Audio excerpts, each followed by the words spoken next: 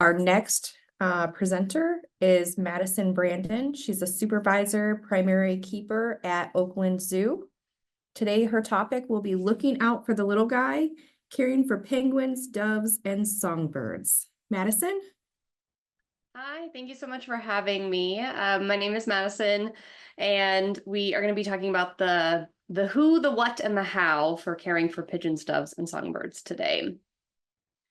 So we are going to be talking about first the who, but not the band.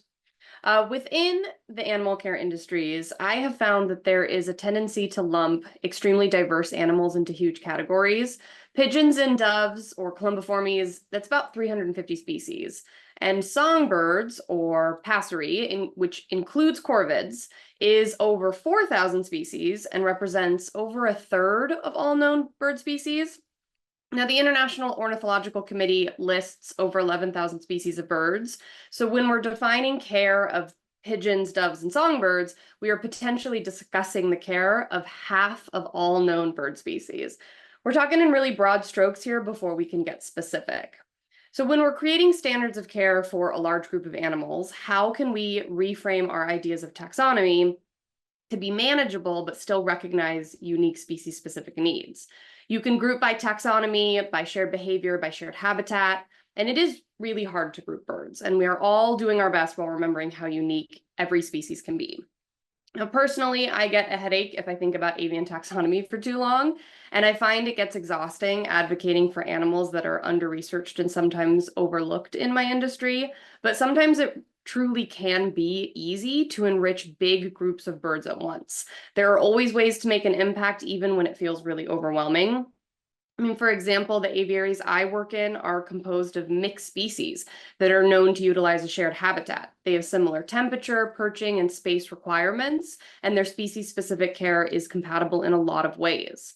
Now, giving my weaver group a pile of grass hay is really easy, and it results in hours of activity. It also enriches other species at the same time. The hammerkop used the grass hay too, and then the parrot enjoys chewing cavities in the hammerkop nest. So I have enriched 3 species and 17 individual animals with 1 armload of hay. Now, we are potentially talking about over 100 families and 6,000 species. So let's use broad strokes to determine desirable behavior sets. A common definition of enrichment is an enhancement added to an environment that elicits natural behavior. So let's utilize generalized natural history to prioritize behaviors we want to see or behaviors that cannot be suppressed. I liken learning bird body language to learning Chinese because tone and context really matters. Many bird behaviors have double or triple meanings. I mean, how many of you have walked past a bird laying down with its head tucked and thought, are you sleeping or are you dying? Or are you flying at me because you're trying to chase me away or because you're trying to get my attention? Now, rousing, preening, and feeking, these can all mean comfort or can be a display of arousal. Fluffy feathers can mean comfort, thermoregulation, or illness. Dive bombing can be aggression or social solicitation. Tucking a foot can mean relaxation or injury. Context matters. And there are pros and cons of natural behavior. Not all natural behavior is desirable behavior. There's providing social opportunities, and there's creating resource competition with an overloaded aviary. In a mixed species aviary, different species will alter the environment and provide natural enrichment to each other, but displacement and aggression are also natural behaviors. How comfortable do your collection animals need to be around human activity? Does the environment provide enriching stimuli on its own? Are the animals overly reliant on human activity? Are they only active when people are around or only active when people are absent? And not all natural behavior contributes to a positive affective state or the overall psychological state of an individual. Some natural behavior leads to negative stress. A hen that plucks herself bald to incubate or starves unless fed by a partner or a caretaker. A male that expends too much energy to defend a large territory or is so successful that he reduces the usable space for other individuals. This is natural behavior, but not always desirable for the care and management of individuals. And nest building and mating and chick rearing. That's an increasing scale of energy expenditure and an increasing scale of risk. So sometimes we use things like dummy eggs, which allows animals to nest and breed, but it prevents chick rearing because the stress of a failed clutch is less than the stress of double clutching or chick rearing. Now, there are species-specific behavioral priorities. These are generalizations that we can make for our 6,000 focus species today. These are assumptions that we can make based on behaviors the species or individuals appear to prioritize. Songbirds are generally known for maintaining territories and nest building. Pigeons are generally known for socialization and courtship. They're also incredibly intelligent. And corvids are generally known for intelligence and problem solving. So time for the what. We are trying to elicit species-specific behaviors for birds we believe tend to prioritize social interactions, nesting, establishing defined territories, and problem solving. These are behaviors that can lead to negative stress and compromise welfare in the wrong context. So what exactly are we trying to achieve? What are our unique goals for our institutions and collections? How exactly do we want these birds behaving? Which species-specific behaviors are we looking to elicit? What level of management is available to us, and what are the needs of our facility? Do we want self-sufficient birds that are moderately fearful of humans, like rehabilitation animals or hands-off breeding? Do we want birds that eagerly look to humans for information within a healthy relationship, like animal ambassadors or pets? Do we want birds that maintain a dual relationship with humans and their conspecifics, exhibit animals, research animals, hands-on breeding? What wild population dynamic are we mimicking? Where do we fill in the gaps that are not provided by our setup? Wild populations are residents or migratory due to a variety of environmental factors and specific resource levels. Can we mimic those conditions to prompt specific behavior? Many pigeons and songbirds are flocking or communally roosting species. Are we housing a group, a pair, an individual? Are we housing a single species or multi-species? What considerations arise from each? Are we indoor or outdoor? Is there access to and protection from weather and natural light? Are we hands-on or hands-off? We might want rehabilitated birds to remain fearful of humans. So it might actually be beneficial to have all human interactions be slightly aversive, but an animal ambassador or an exhibit bird needs to tolerate human activity or even engage eagerly with their caretakers. Take hand rearing, for example.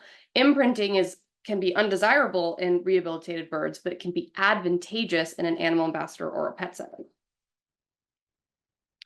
And now, what are your individual specific needs? Your specific institution resources, your specific enclosure limitations or possibilities, and your individual animal needs, their physical ability, their age, their individual history, their enrichment skill set. Enrichment is a learned behavior. Animals need to learn how to engage with novel stimuli through approximations.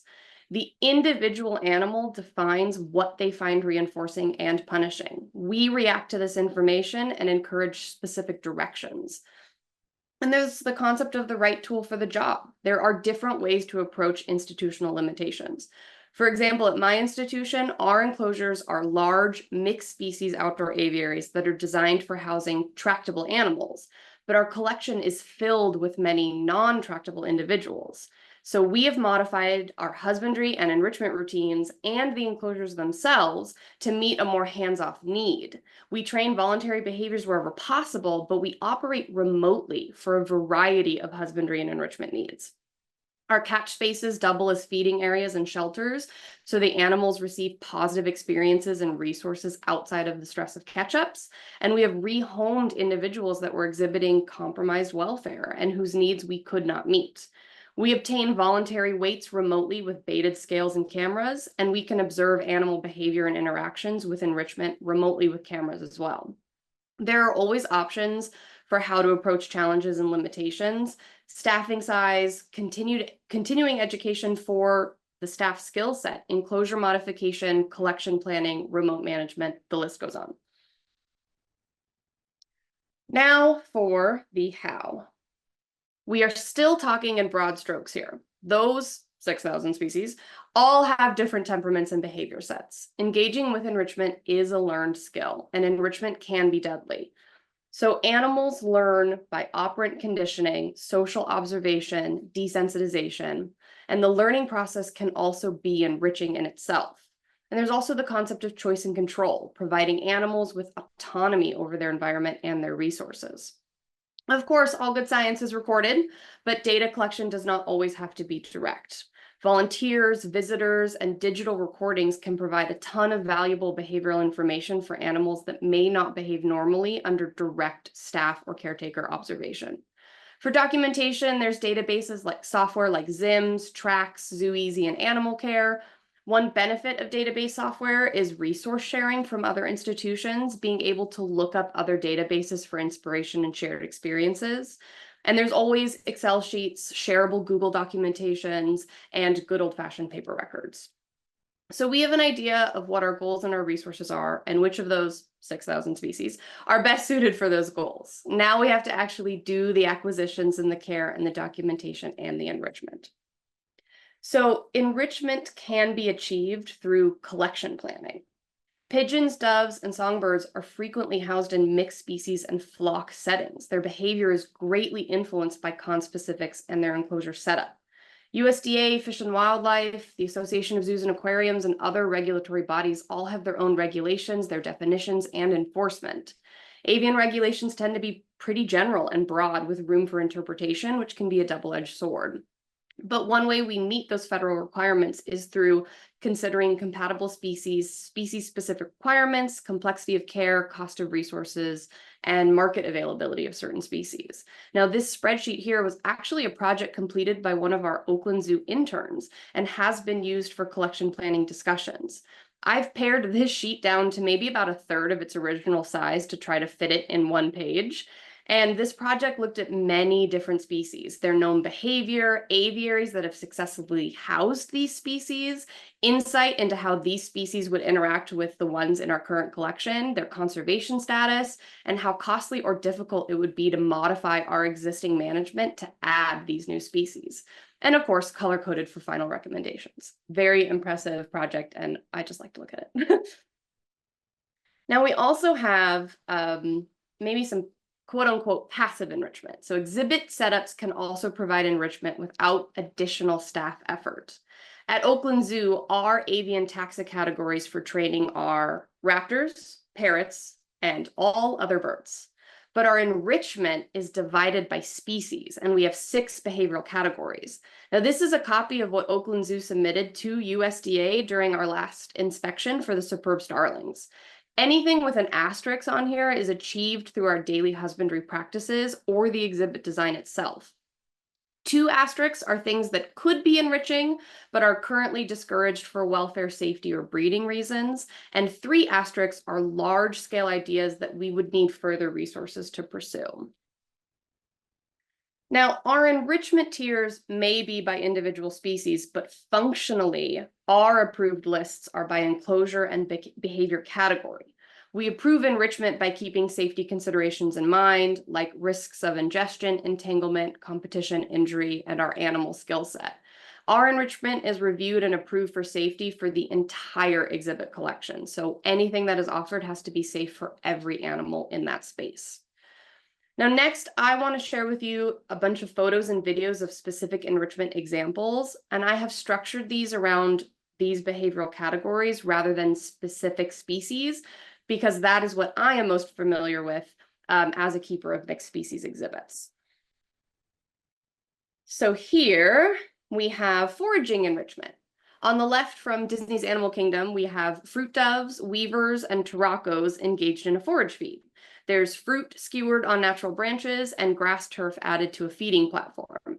And look at that variety of perching. We've got natural knife plants, naturalistic but fake vines and tree stumps, variability in height, diameter, and the density of the foliage. And on the right, a screenshot off of the Birds of Prey Enrichment Facebook group from Why Do Kind Enrichment. It is the same concepts as the foraging tray at Disney's Animal Kingdom, and it has various inserts that can be added to feeding trays to extend that foraging time. We've got more foraging. On the left from Phoenix Zoo, it's a Bali Mina with a dog toy. And on the right from Oakland Zoo, I know the ducks and the hammerkop are not part of our target species today, but the weavers were shy, so they stood in for our photo models. But this is a slow worm feeder that I made with another one of our interns. It's just worms hidden under sticks and grass and half of a parrot toy. We also have corvid puzzles. These are all the pied crow at Oakland Zoo, and you could probably watch any seminar today and walk away with ideas for corvid enrichment. Corvids are truly versatile, and the important thing for them is variety and novelty. Puzzles can lose their novelty after they've been solved for the first time, and so a rotation can really help counter this. On the top right here, we have floating forage cups. The bottom left is actually a hoofstock slow feeder that we borrowed from the camels. The bottom right is a dog slow feeder and some ominous plushies as a macabre audience.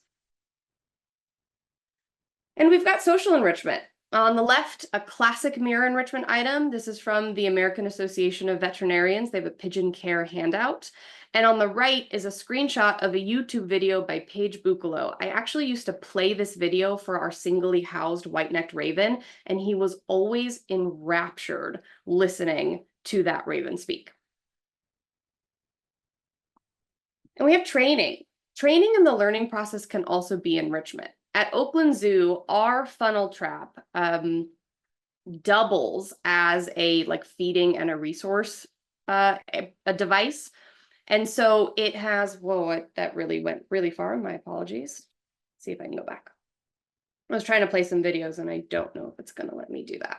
But on the left is a video of one of our golden weavers, taveted golden weavers, bathing before we even opened the exhibit. And we use the open trap as a resource location so that when we have to trap the birds for health reasons, we get responses like the video on the right, which I'm not sure is going to play. And it makes the birds comfortable when they have to be trapped for short periods of time. All of this footage was captured through remote cameras, so I could observe behavior and the trapping from outside the exhibit. I could stay nearby, but also out of sight. Now, these photos are from the San Francisco, California Academy of Sciences. Their feeding station doubles as a catch cage with remote doors. So every day their birds come in to eat and to bathe in an area that they can feel really comfortable in. And on occasion, they can get hands on the animals and close them into the catch space to be able to provide them care.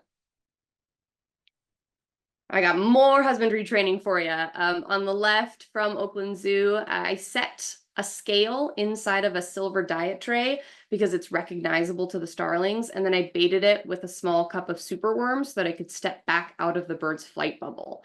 I've also done this with a wide variety of species with remote cameras where I'm not present at all, but I can still obtain voluntary weights. And it also provides the birds an opportunity to explore novel stimuli. On the right, we have, this is the same white-necked raven in both photos from both Omaha's Henry Dorley Zoo and Aquarium and Memphis Zoo. He's working an open mouth behavior, which was mentally stimulating for him, and it was very useful for our health monitoring. And so we've said that passerines prioritize nest building and creating territories. Nesting materials is a great enrichment offering. On the left from Disney's Animal Kingdom is a buffalo weaver with a stick that is bigger than he is. In the center, also from Disney's Animal Kingdom, are taveted golden weavers with palm fronds. And on the right from Oakland Zoo is a weaver weaving with grass hay. And nesting doesn't need to result in breeding. Our weaver group at Oakland is all male, and so they nest build year round, but they don't fight over females and breeding rights. And we've said that pigeons prioritize social bonds and chick rearing. So the Smithsonian Vet Hospital allowed birds on intake to perform full breeding and chick rearing behaviors under quarantine as they settled in for that transition to their new space. And songbirds need to sing. This hollow log from the Smithsonian Vet Hospital is perching, but it's also a good place to hide and forage and protect a song and project a song. So they also set up a simulated stream. They placed rocks to redirect flowing water in a bath pan. And I thought that was really clever. Now, social birds are not your average middle schooler. They understand the importance of bathing, not just for health benefits, but for looking their best during social interactions. And I know Turacos are not technically our focus species, but I wanted to point out this faucet bath from Disney's Animal Kingdom. It's a hose faucet that drips into a bucket, which then overflows into a floor pan. It's multiple levels of bathing options. There's no stagnant water, and it's a really low-cost way to achieve flowing water. And I'll be sad if this video doesn't play, but at Oakland Zoo, our exhibit sprinklers had the nozzle heads replaced, which boosted their coverage. And one sprinkler now grazes the shallow end of the pond, and this really greatly excited our weavers who now take daily group baths. And by trying to play the video, I seem to have blacked out the screen, and I'm not sure if that's the same for everyone else. So my apologies. But it grazes just the edge of the pond, and they get real excited every day now. All right, so what about those big ideas that we may not have the resources to achieve? There are ways that we can make those ideas a bit more approachable. So building a new shelter box provides shade and shelter to all birds in the exhibit, and it also provides a new singing space for someone like a starling to project their voice. Scatter feeding, chunk produce, and carcass feeds provide extended natural feeding opportunities, and it also saves prep time and a few dishes. And if enclosure rotation isn't possible, can you rotate all the perching and the features at once instead? And it may not be possible with aggressive species or individuals, but what about moving specific groups of birds into new habitats as if they're migrants? And if your enclosures are inside, can we simulate extreme weather with sound systems and hoses and fans? Now, on the right, again, I'm not sure if any of my videos are going to play today, but the Denver Zoo simulated a thunderstorm for their otters. And again, otters are way far out of our target species today, but they are very cute. And it's just a really cool concept. And it's something that we absolutely could also do with indoor bird enclosures. And they played thunder and they flashed the lights and they just set up hoses and misters to pour water to simulate this thunderstorm. Now, we are constantly mimicking natural environments to the best of our ability. And there are definitely ways that we can mimic some of those large-scale enrichment concepts too. Now, I want to wrap up by providing you all with some additional resources that have helped me. See if I can advance again. There we go. I especially want to recommend the animal data sharing website that's hosted by Trax. Anyone can sign up for this and can search enrichment descriptions that have been designed and used at other facilities. And this is a very small selection of my personal recommendations for guides and best practices. These are dedicated enrichment organizations, webinars, and publications that I have personally found very helpful and very informative.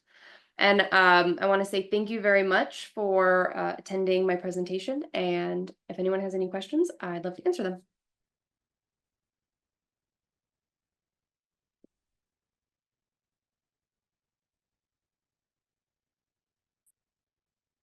Okay, thank you.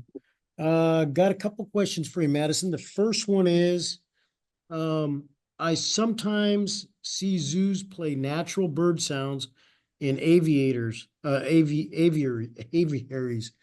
What is your thoughts about playing natural bird calls as a form of enrichment for songbirds? And do you think it is helpful or has no impact or even possibly harmful? Yeah, that's an excellent question. I think the answer comes down to what your individual species, how they react to playing the songs. You know, in the bird watching communities, it's kind of like a social faux pas to play bird songs out in nature when you're bird watching because it can cause stress in wild animals. And so under human care, if we play bird songs, if it's soliciting behavior that is positive stress for our animals, then I would consider that good enrichment. And if you're playing maybe predator calls and resulting in a high stress response from your passerines, maybe that wouldn't be the best form of enrichment and maybe not positive stress. But if playing bird songs or natural sounds can also help mute all of the other noises that just happen in normal human life and at facilities, then that could be something that results in positive experiences for the birds. But that you really have to be able to watch your individual animal's reactions. I have played natural bird songs for some of my passerines, and I have not seen any behavioral change in them at all, and they don't seem to care. And some, like the raven I was talking about, loved to watch very specific individual raven videos and engage with that natural sound. Okay, thank you. Next question. Can you give an example of how visitors could help with behavioral observation? Yeah. So one of the really easy ways that visitors have given me behavioral observations is sometimes when I'm walking past them. I work at a public facility, so sometimes visitors will stop me and say, "Oh, I saw this," or "Is this normal?" Not ask me a question, and then I'll know what my animals are doing. But also there was, I struggled to find it. I wanted to include it in my additional resources, but there was a facility that had a polar bear exhibit, and they wanted to know if the polar bears were engaging with a particular enrichment device. And so they actually had like a touch screen at the viewing that people could go to a website, or they could log where they saw the polar bear in the exhibit. So there are like digital technological ways that the visitors can log or record information. Even just posting a website or a QR code on an exhibit sign that takes someone to a website where they could fill out a questionnaire or report something is a way that they could provide observations when we're not around. Okay, thank you. Next question for you. Do you ever find that teaching a open mouth behavior increases aggression or biting behaviors? I think that's an excellent question. When doing a lot of tactile type behaviors with any animal, but a lot of birds too, I like to try to design a way to make it protected contact. A lot of times that makes it makes the animal more comfortable, and more like confident. And it also helps protect both the animal and the person doing a behavior like that. So with the open mouth behavior, we actually taught the raven to grip the mesh of his enclosure, because it was like the perfect size. And we trained a very still duration behavior. So he was gripping and he was holding for several seconds. And the cue was a flashlight. We turned the flashlight on and he would hold. And we didn't find it increased aggression at all, because it was on stimulus control. And so we do see usually some behaviors, unless they're self-reinforcing, when they're on stimulus control, we don't really see them outside of that cue. And so we didn't see that in the raven that we trained. But again, I think I like to do as much as I can protected contact just to keep things very safe. Okay, thank you. Next question. Are there any nesting materials you found work best for study nest building in golden weavers? We currently mostly use razor grass, but we've noticed holes form as the material dries out. Yeah, our weavers have had a lot of success with orchard grass hay. We just happen to have orchard grass hay on hand because we feed it to other mammals that we work with. But I think what we've had the most success with is palm frond. And sometimes our weavers, they seem to display a preference for the age of the palm frond. If it's too dry, it gets brittle and they don't like it. They like fresh palm fronds, and sometimes I will actually shred the leaves for them to give them a little bit of extra help. But palm frond seems to be the sturdiest and the longest and the easiest for them to weave with. Okay, thank you. Next question. How would you recommend stimulating nest building and other reproductive behaviors in a group of pigeons with only one male? Yeah, I think that some of it is just providing the materials. You can also help by providing like structural support.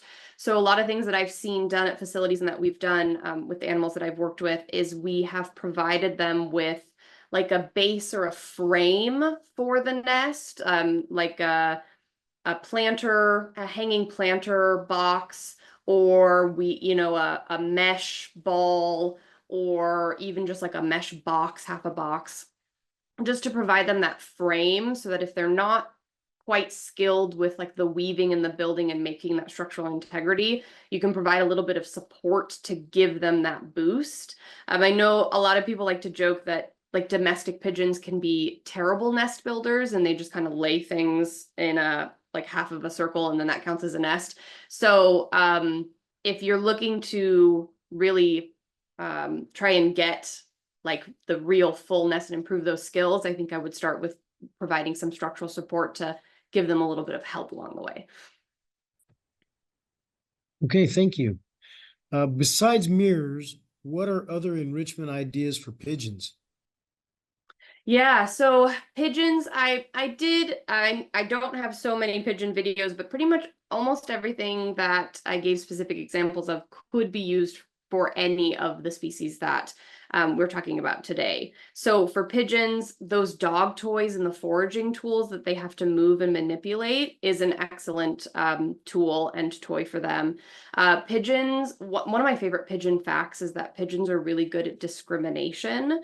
And so they're really good at puzzling out pieces from the whole. So any sort of puzzle or visual stimulus that pigeons can engage with and to learn from and recognize is great. I mean, pigeons are known to recognize, people say that they know how to read because they recognize certain fonts of feed bags. So they're really intelligent. So puzzles, visual stimuli, even just, I used to sometimes just hang really colorful photos or ads from magazines to hang up for my pigeons to engage with and to look at the colors. And so any sort of foraging tool, bathing, nesting material, yes, mirrors, but for social enrichment, you could play music and songs if they seem like they're engaged with that. Playing music seems to be really effective for pigeons, but I found they seem to really enjoy a lot of the visual stimuli, like the brightly colored objects and things that they could look at. Okay, thank you. Next question. Are there any acclimation, enrichment, or housing provisions that one would make for a wild-caught passerine coming into a research facility? Yeah, any wild-caught animal is going to come in feeling a lot, but probably be a lot more reactive, or can be. Sometimes wild-caught animals are more habituated because they've been, if they've been in an area close to people, but you tend to have some high reactivity. So a lot of what I would probably do is set up a lot of visual barriers, giving a lot of access to hide, a lot of opportunities for that animal to get out of direct line of sight. I tell a lot of people when they're learning to move around birds is don't look them in the eye, look at their chest if you need to keep an eye on them. Don't turn your whole face in your body, and give them the opportunity to escape and to manage their comfort level and their direct line of sight to you. High perching where they can look down on you, but they feel like they're out of reach is also something that can really increase the comfort of an animal that's coming from the wild to a restricted space or a restricted area. Okay, thank you. In a rehabilitation setting for doves and pigeons, do you think it is best to release conspecifics that have been sharing an enclosure together during their time in captivity or attempt to release the birds back to where they were found, but separately. Usually they are in care as orphans or for injuries. Yeah, I would say, I will say, I will admit right out the gate, my rehabilitation experience is more focused, has been previously on raptors. But when I think of a really social species like pigeons, columbiformes, and doves that do a lot of social learning, when you're re-releasing them and they're now in this transitional period going into an environment that they may not be familiar with, having animals or conspecifics that they're familiar with that will give them like not only comfort but safety in numbers, I think would increase the chances of them succeeding in settling or finding a new environment. I would say the location of the release, in my opinion, probably isn't as important because I mean, pigeons, their ability to navigate is incredible. And I have released birds miles and miles away from where they were originally found, and within an hour, they're right back. So their ability to navigate to where they're comfortable with and what they're familiar with, I think